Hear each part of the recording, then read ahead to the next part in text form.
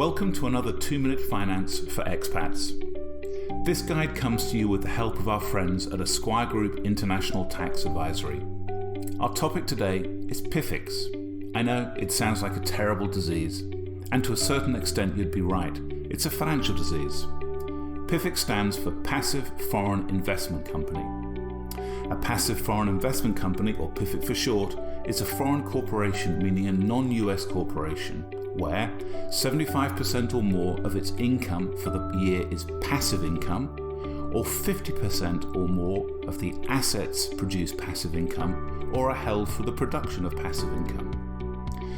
Passive income generally includes dividends, interest, rents, royalties, and capital gains. For all intents and purposes, PFICs are non-US investment funds such as mutual funds, hedge funds, and exchange-traded funds, or ETFs.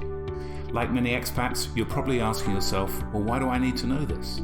The answer is because PFICs are subject to draconian taxation by the US that often wipes out any profits they generate, and you have to file yet another pesky report to the IRS. So let's talk tax. Distribution from PFICs such as dividends are taxed as ordinary income and don't qualify as qualified dividends, which are taxed at the generally more advantageous long-term capital gains tax rate. PFIC gains, and what are known as excess distributions, are subject to special US tax rules, and I don't mean special in a good way. Excess distributions are distributions that are greater than 125% of the average distributions received from the PFIC during the 3 preceding tax years or holding period of less. PFIC gains and excess distributions are not eligible for capital gains treatment, must be allocated per day to prior years in the holding period.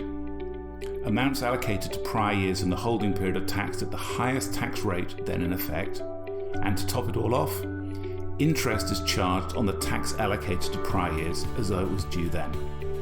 Oh, and if the value of your PFIC exceeds $25,000 or $50,000 if filing a joint return, on the last day of the tax year you're required to file Form 8621 with your US tax return. There are some tax elections that can be made to lessen the tax burden of owning PFICs. Please listen to our 2-minute guide on PFIC and QEF elections to find out more.